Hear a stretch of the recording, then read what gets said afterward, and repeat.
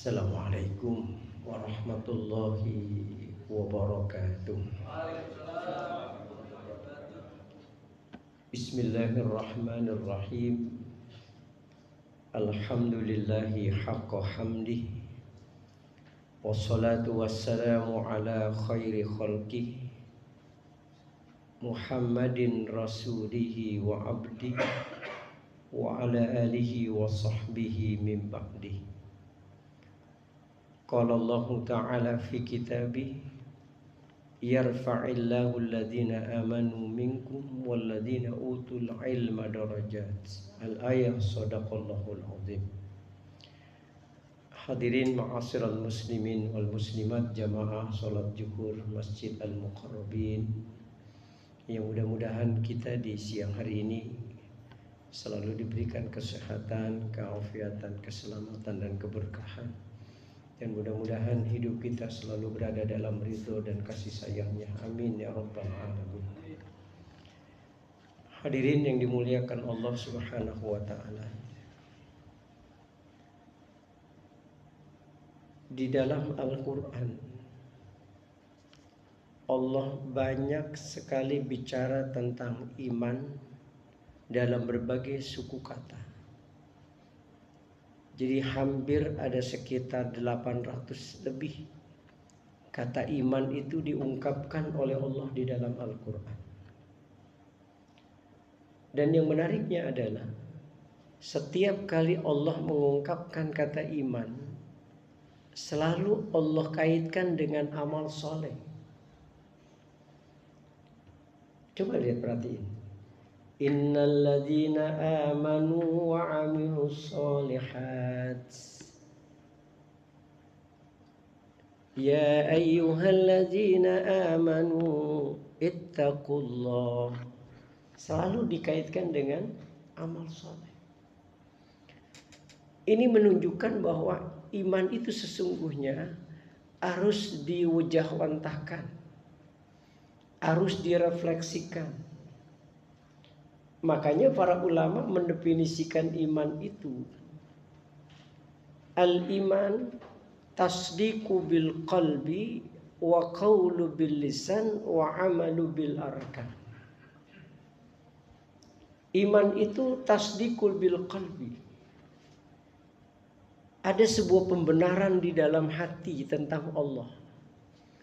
Wa qawlu bil lisan, lalu kemudian diucapkan dengan lisan, wa amalu bil arkan, lalu kemudian direfleksikan dengan perbuatan. Itulah sebabnya ketika Allah menyebut kata iman, Allah menyebutkan amal soleh sebagai refleksi dari sebuah keimanan itu. Jadi seseorang itu dikatakan beriman kepada Allah harus ada bukti keimanan. Dulu kita masih ingat ada ulama itu sering kali membuat satu analog. Iman itu ibarat sebuah strum. Kelihatan nggak? Kira-kira strum kelihatan nggak? Nggak.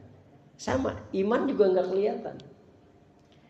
Tetapi ada yang membuktikan bahwa itu ada strumnya.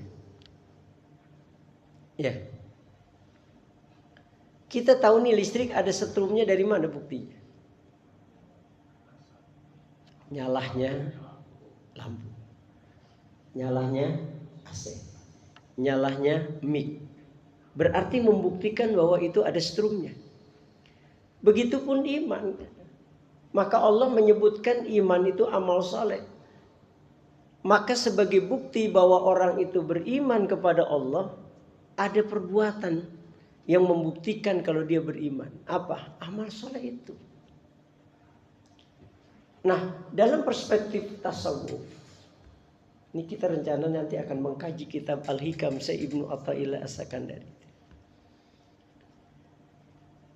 Ada 3 amal yang menjadi bukti bahwa kita itu beriman kepada Allah. Jadi apa yang Allah katakan, innal ladzina amanu wa 'amilus sholihat ulaika ashabul jannati hum fiha khalidun. Sesungguhnya orang-orang yang beriman dan beramal saleh, Artinya betul-betul dia padukan antara iman dengan amal soleh. Nah, amal soleh itu yang mana? Ada 3 dalam perspektif tasawuf. Pertama, ada amal yang disebut dengan amal syariat. Yang kedua ada amal tarekat, dan yang ketiga ada amal hakikat. Ini yang akan melandasi bahwa kita itu beriman kepada Allah. Jadi kalau tidak itu 3 itu kurang kita laksanakan, dipertanyakan iman kita di hadapan Allah. Yang pertama adalah amal syariat. Apa itu amal syariat? Amal syariat itu fungsinya, kata para ulama, li islahil jawarih. Fungsinya tidak lain adalah bagaimana seluruh anatomi tubuh kita itu cantik. Seluruh anatomi tubuh kita itu indah. Mata yang kita gunakan untuk melihat bisa mendatangkan kemuliaan. Sebab ada orang yang matanya nggak mendatangkan kemuliaan, malah mendatangkan murka di sisi Allah. Saya termasuk orang yang barangkali itu kena. Saya kan kalau lagi ngajar di Bank Indonesia itu suka naruh mobil di Baswa itu, di mana? Di Al Azhar. Saya naik Baswa itu depan saya jam-jam segini you can see itu Pak. Iya, kalau saya lihat ya tadi dosa enggak dilihat, barang bagus. Jadi ada orang yang diberikan mata oleh Allah, tapi enggak semua mata itu bisa mendatangkan kemuliaan.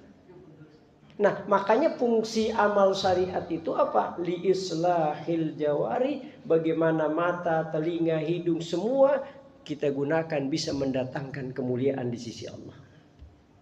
Kata Syekh Muhammad Abduh tuh di dalam tafsirnya, berapa banyak orang-orang yang diberikan oleh Allah hidayah, tapi hidayah itu nggak mendatangkan kemuliaan. Mestinya kan hidayah yang didatangkan oleh Allah kan mestinya mendatangkan kemuliaan.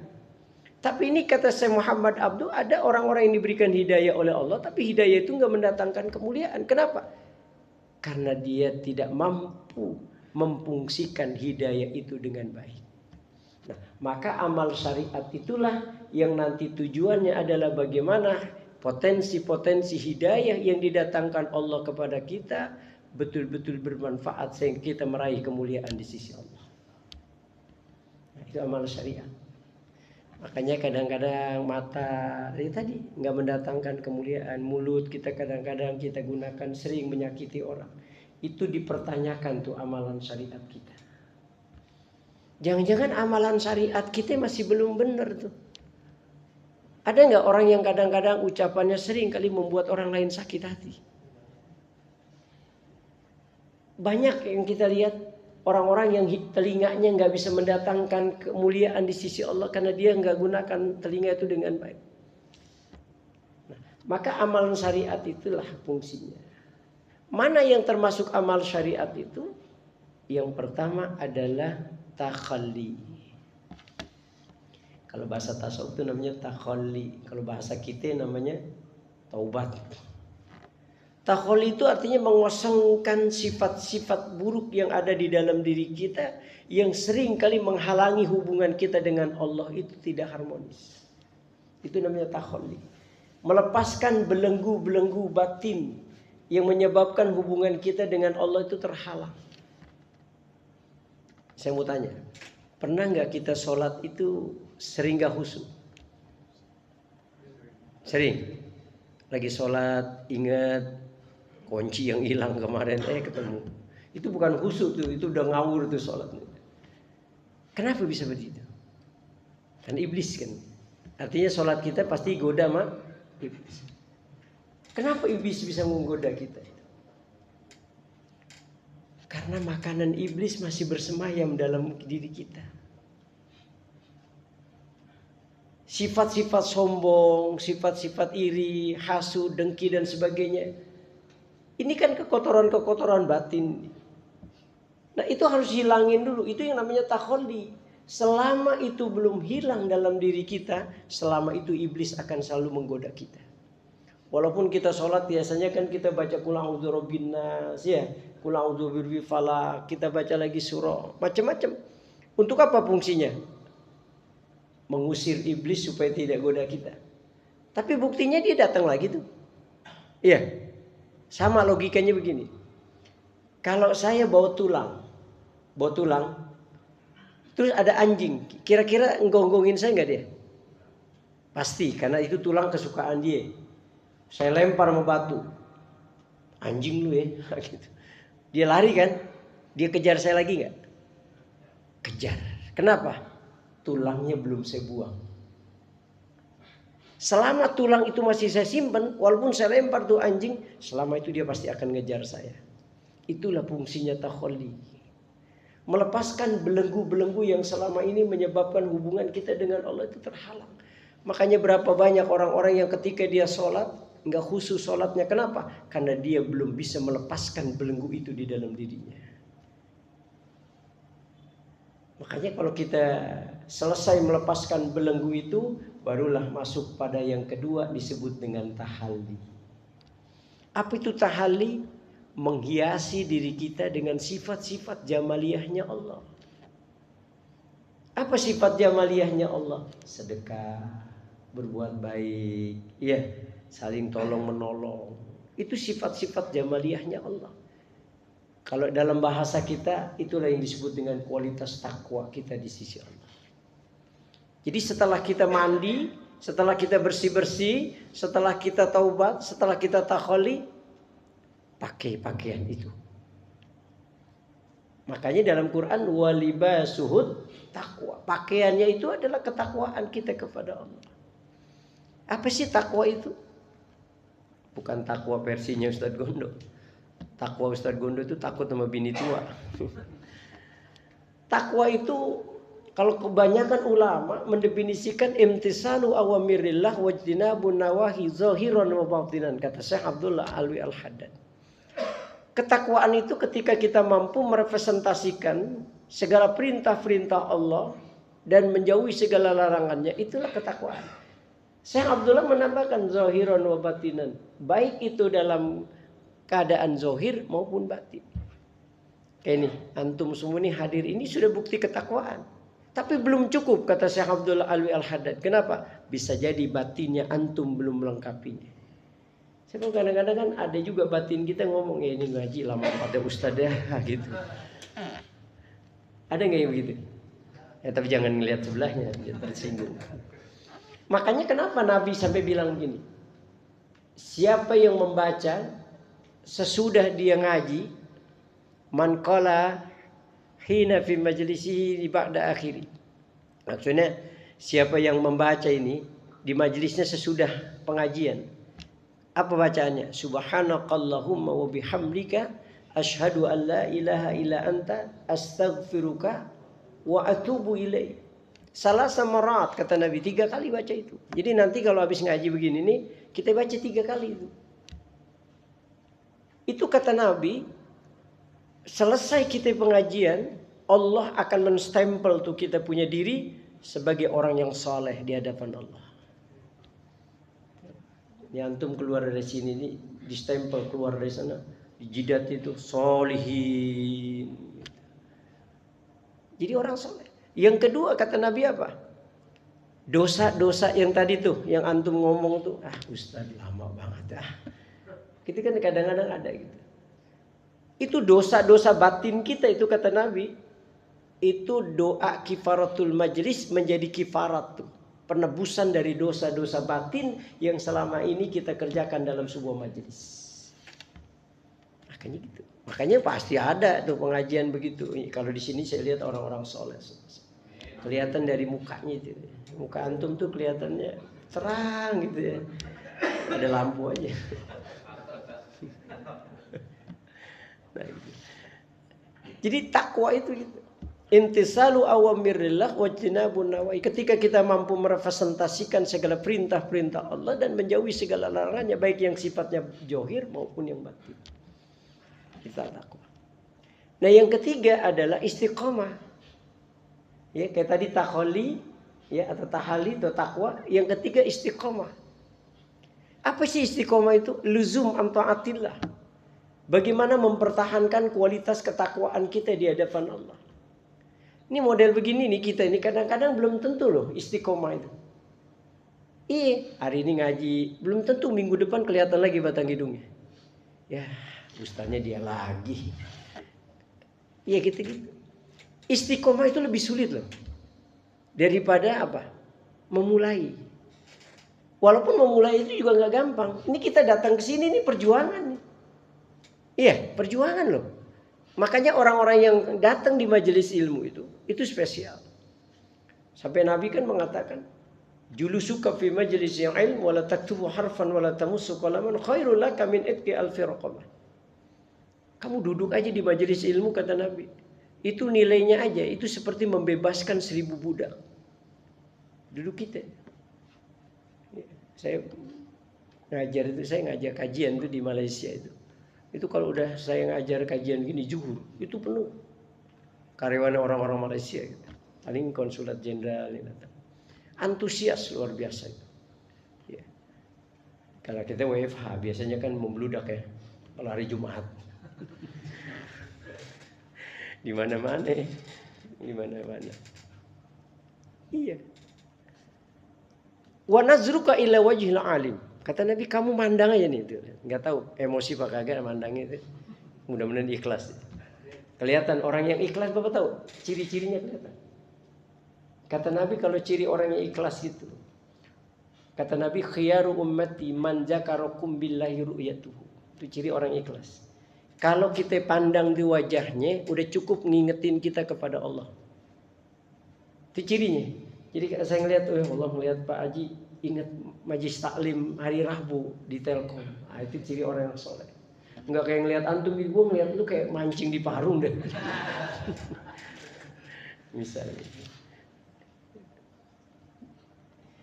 Jadi istiqomah itu lebih sulit daripada memulai. Membangun hidup rumah tangga itu sulit, tapi lebih sulit mempertahankan. Makanya saya kadang-kadang kalau ngaji itu ya, istri saya suka pesan gitu. Kalau ada ibu-ibu, berat nih tantangan saya itu. Saya kalau ngaji itu di hadapan ibu-ibu ya, majlis taklim itu. Istri saya pesannya gitu, Bang. Kalau ngaji itu biasanya kan ibu-ibu tuh diantaranya ada janda itu pasti. Saya bilang emang kenapa? Enggak. Ya daripada abang jinah gitu. Mendingan juga abang kalau dia suka, abang suka, kawinin aja Bang. Gitu. Ya kan berat nih tantangannya. Saya kadang-kadang suka tanya gitu. Bener nih Neng? Bener Bang. Ikhlas. Cuman syaratnya 5 Bang. Nih abang bener-bener mau nikah lagi syaratnya 5 kata bini. Syarat apa? Pertama, kalau bisa lebih cakep dari ayah Bang. Saya kelas dulu nama ayah lah begitu. Yang kedua Bang harus lebih pinter. Kalau bininya S1 ya minimal S2 Bang. Yang ketiga Bang harus lebih kaya dari ayah Bang.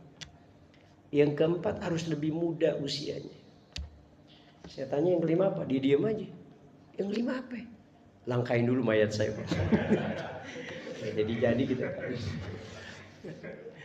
Jadi mempertahankan itu lebih sulit daripada kita memulai. Nah maka amalan syariat itu kata para ulama yang pertama adalah taubat, takhalli, yang kedua adalah takwa, yang ketiga adalah istiqomah. Ini amalan secara umum yang akan menjadikan kita ini seluruh anatomi tubuh kita indah terlihat. Mata terjaga dari hal-hal yang menyebabkan Allah murka dengan pandangan itu. Yang kedua, kita sampai jam berapa nih? Dikit lagi, 5 menit lagi. 10 menit lagi boleh? Yang kedua adalah amalan tarekat. Ya, tadi amalan syariat, yang kedua amalan tarekat. Kan ini nanti kajiannya kitab Al-Hikam agak berat dikit. Apa itu amalan tarekat? Kata para ulama, fungsinya kalau amalan tadi syariat itu adalah jawari, maka amalan tarekat itu li islahil qalbi. Bagaimana memperindah hati. Kan ada orang yang kadang-kadang hatinya dengki. Iya, suuzon, dengki, itu kadang-kadang ada. Senang melihat orang lain susah, susah melihat orang lain senang. Suuzon melihat orang lebih nikmat dari kita. Saya tuh baca itu. Kenapa kita suka punya sifat begitu? Karena kurang zikir. Makanya Allah yakinkan, ala bizikrillahi tatmainnul qulub.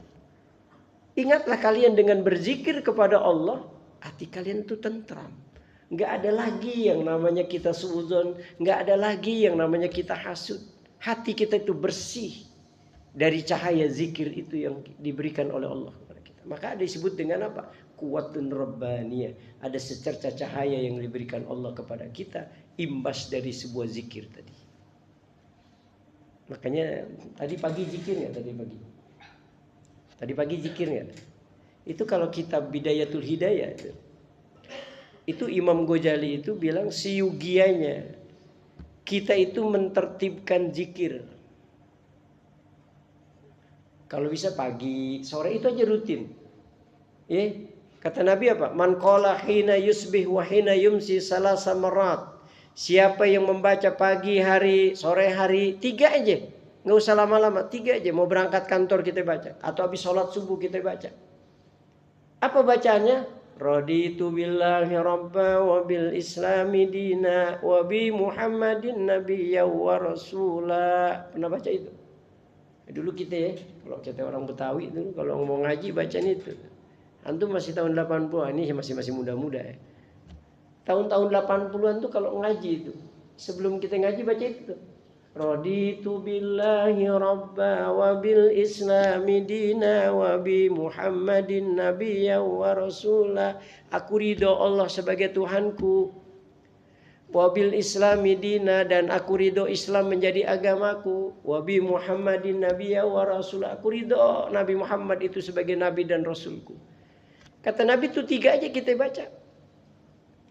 Apa kata Rasulullah? Karena haqqan 'alallahi ayyurdiyahu, maka Allah senantiasa akan meridhoi jalan hidupnya. Itu aja. Nah, gimana caranya Allah meridhoi hamba-hambanya disebabkan karena zikrullah tadi?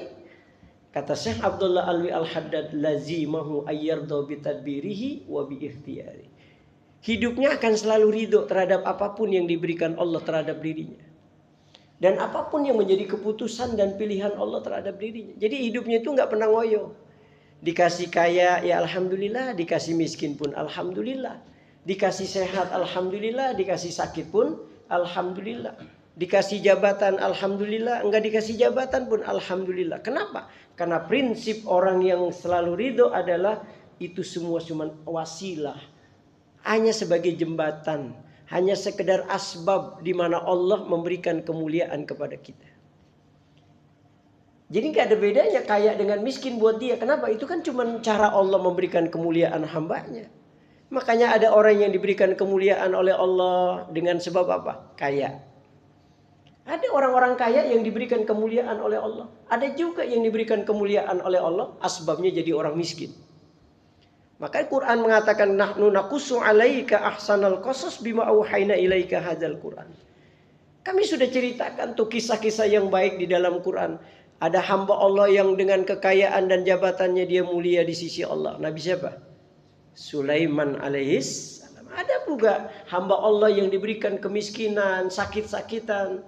Asbabnya dia jadi orang yang dimuliakan oleh Allah. Siapa? Nabi Ayyub alaihissalam. Maka orang kalau sudah diridhoi oleh Allah, dia akan selalu menerima apapun yang didatangkan Allah terhadap dirinya. Jadi nggak akan pernah ngeluh. Mau kaya kayak mau miskin sama aja. Kenapa? Itu cuma asbab saja Allah memberikan kemuliaan. Saya baca itu di dalam satu literatur hadis. Itu ada sahabat namanya Sa'ad bin Abi Waqqas. Mungkin kalau antum baca literatur hadis itu ada yang dikenal dengan Sa'ad bin Abi Waqqas. 10 sahabat yang dijamin masuk surga. Sa'ad bin Abi Waqqas ini ketika berada di Makkah, beliau ini mengalami kebutaan matanya. Matanya buta. Satu riwayat katanya dia banyak nangis. Ustaz Gondo ini suka banyak nangis dia kalau malam. Kalau sholat. Utangnya belum lunas-lunas. Itu saat ketika dia mengalami kebutaan mata itu. Itu sahabat-sahabat yang selalu minta doa sama Sa'ad. Sa'ad ini waliullah. Jadi doanya itu dijabah oleh Allah. Ya, jadi kalau dia lagi ada masalah nih sahabat-sahabat, maka dia datang ke Sa'ad untuk minta didoakan. Doanya itu dijabah oleh Allah. Makanya waliullah itu bainahu wa bainallah hijab. Enggak ada lagi hijab antara dia dengan Allah. Itu waliullah. Ya. Jadi wali itu orang yang seluruh doa-doanya diijabah oleh Allah karena Allah cinta sama dia. Pengen jadi wali. Kalau saya sih bukan sombong, saya ternyata saya wali. Betul Pak, saya bukan sombong, saya mau cerita. Kemarin tuh pas saya ngambil rapot anak saya itu, iya, Bapak wali ya? Oh dia kaget saya, kalau saya tahu saya wali ini, wali murid waktu itu. Jadi saat ini ketika dia mengalami kebutaan tuh sahabat-sahabat yang selalu didoakan sama dia bilang sama Sa'ad, ya Sa'ad, kenapa engkau tidak berdoa saja sama Allah agar Allah itu menyembuhkan kau dari kebutaan? Jadi sahabat itu bilang, kamu minta aja doa sama Allah, kamu itu kan doanya mustajabah supaya Allah itu nyembuhin kau dari kebutaan. Apa Sa'ad bilang? Aku lebih senang Allah membutakan mataku ini daripada aku suruh berdoa agar Allah menyembuhkan aku dari kebutaan. Itu orang yang ayyardu bitadbirihi. Jadi dia selalu mengambil satu husnuzon kepada Allah, baik sangka bahwa apapun yang didatangkan Allah kepada dirinya pasti endingnya adalah sebuah kebaikan yang didatangkan Allah. Itulah hebatnya kalau kita pandai berzikir di hadapan Allah. Saya kasih amalan tuh ya, kalau pagi baca itu ya. Raditu billahi rabba wa bil islami dina wa bi Muhammadin nabiyya wa rasula. 3 kali. Ntar sore pulang kerja baca lagi itu 3 kali. Itu aja rutin. Insyaallah apa yang terjadi? Ayyardu bitadbirihi wa bi ikhtiyari. Kita akan lebih pasrah. Kita lebih menerima apapun yang didatangkan Allah kepada kita. Dan kalau udah begitu, wa may yarzuqhu min haitsu la yahtasib. Kadang rezeki kita datangnya nggak diduga-duga. Zikir. Nah, jadi amalan-amalan tarekat itu apa? Ada 3 nih, secara garis besar. Pertama adalah ikhlas. Ikhlas. Insya Allah bulan depan saya akan bahas itu ya. Bab awal dari kitab Al-Hikam Syekh Ibnu Athaillah As-Sakandari. Wa min alamatil i'timadi 'alal amal nuqsanur raja' 'inda wujudiz zalal. Itu bait pertama itu. Ya, Ibnu Athaillah As-Sakandari. Min alamatil i'timadi 'alal amal nuqsanur raja' 'inda wujudiz zalal. Itu tanda-tanda orang yang berpegang teguh pada amalnya terlihat bagaimana berkurangnya dia kepada rahmat Allah Subhanahu wa taala. Ini orang seringkali menjadikan amalnya itu sebagai sandaran dia dalam kehidupan. Jadi dia berkeyakinan bahwa dia masuk surga karena dia beramal. Jadi jangan pernah kita bersandar pada amalan kita. Sebab Allah memasukkan kita ke dalam surga bukan karena sholat kita, bukan karena puasa kita, bukan karena haji umrah kita, bukan. Kata Nabi, la yudkhilu ahada minkumul jannah amalu. Tidak akan dimasukkan oleh Allah kalian ke dalam surga dengan amal kalian. Bukan amal kalian yang menghantarkan kalian langsung ke dalam surga. Illa ayyataghamadiyana Allahu birahmatin wa fadli. Kecuali karena rahmat dan kasih sayang Allah lah yang menghantarkan kita masuk ke dalam surganya Allah. Ini dalam perspektif tasawuf. Nanti itu Allah bertanya itu kepada orang-orang yang ada di dalam surga itu. Dengan amalan apa yang kamu bisa masuk ke dalam surga? Oh, aku dengan sholat, dengan ibadahku. Aku selama 80 tahun ya Allah aku beribadah. Karena aku yakin dengan ibadahku aku masuk surga. Lalu kata Allah, kau masuk surga ini, menghuni surga ini sesuai dengan amalanmu. 80 tahun. Si hamba ini protes. Ya Allah, bagaimana dengan firman-Mu? Innalladzina amanu wa 'amilus solihati ulaika ashabul jannah hum fiha khalidun. Loh, kau janjikan bahwa selama-lamanya itu di surga. Kok 80 tahun seperti amalan aku waktu itu? Kata Allah, yang khalidina fiha itu bagi hambaku yang ikhlas. Yang ketika dia beribadah bukan karena itu, tapi karena aku dia beribadah. Makanya kita doanya Pak, Allahumma inna nas'aluka ridhoka wal jannah. Ya Allah, aku mohon ridhomu baru surga. Makanya ada 3 amalan tuh manusia itu dalam menghambakan diri kepada Allah. Ada sinpun ya'budunallah ala sabilil khauf. Ada orang yang orientasi dia beribadah kepada Allah karena takut masuk neraka. Ada nggak? Kita sholat karena takut kalau nggak sholat dimasukin ke dalam neraka. Maka lahirlah penghambaan kita di hadapan Allah. Lalu ada wasin pun ya'budunallah ala sabili roja. Ada orang yang beribadah kepada Allah orientasinya karena pahala, surga dan sebagainya. Ada kan? Ada. Salah nggak dia? Enggak, memang ibadahnya baru segitu. Tapi puncaknya wasin pun ya'budunallah ala sabilil hub. Ada orang yang beribadah kepada Allah itu puncaknya karena cinta. Cinta. Orang kalau udah cinta udah selesai. Ini kan karena cinta. Iya. Coba jam-jam segini yang enak ngapain? Hah? Ngopi sama pisang goreng. Tapi itu semua antum tinggalin. Kenapa? Karena Allah. Karena cinta. Kita bisa tahajud di keheningan malam. Kok bisa? Cinta. Loh, rasa kantuk kita tinggalkan, lelah letih. Hanya untuk Allah. Berarti kalau bukan karena cinta lagi. Itulah yang sampai Allah bilang wa minal laili fatahajjat bihi nafilatan lak asa ayyab'asaka rabbuka maqaman mahmud. Enggak ada lagi balasan kecuali makom yang dimuliakan oleh Allah buat orang-orang yang seperti itu. Makanya termasuk kita ini. Iya. Itu kalau seandainya Allah kasih tahu tuh amalan taklim itu, semua orang pasti merangkak datang ke majelis-majelis ini. Nah, ikhlas itu amalan-amalan tarekat. Yang kedua jujur. Jujur. Kira-kira ikhlas sama jujur lebih tinggi mana? Kira-kira? Nah, kan antum lebih tinggi jujur. Iyyakumul kata Nabi alaikum bisidqi. Fa inna sidqa yahdi ilal birri wa innal birra yahdi ilal jannah. Jadilah kau orang yang jujur. Karena jujur itulah yang menghantarkan kau pada kebaikan. Dan kebaikan itulah yang menghantarkan kalian pada surga. Yang terakhir apa? Tumakninah. Ketentraman jiwa. Nah, itu tadi zikir tadi itu diamalin. Itu amalan tarekat. Nah yang terakhir karena waktu saya harus maklumin. Yang ketiga adalah amalan hakikat. Apa amalan hakikatnya? Li islahil arwah. Bagaimana mempercantik ruh. Nanti kita akan bahas. Jadi ruh yang cantik itu, ruh itu yang dipanggil oleh Allah dalam surah Al-Fajr itu, ya ayyatuhan nafsul mutmainnah irji'i ila rabbiki radiyatan. Wahai jiwa-jiwa yang tenang, ruh-ruh yang indah, kembalilah kata Allah ke pangkuanku dalam keadaan ridho dan diridhoi. Makanya ruh yang indah itu kata Nabi dalam kitab Tanbihul Ghafilin, Syekh Abu Lais As-Samarqandi. Innal mu'mina idza tudiral mautu atathul malaika. Ketika seorang yang beriman kepada Allah itu mau meninggal dunia, atathul malaika. Itu seluruh malaikat datang itu. Jadi malaikat-malaikat itu datang. Berapa banyak itu datang? Madal basor. Sepanjang pandangan mata kita itu malaikat.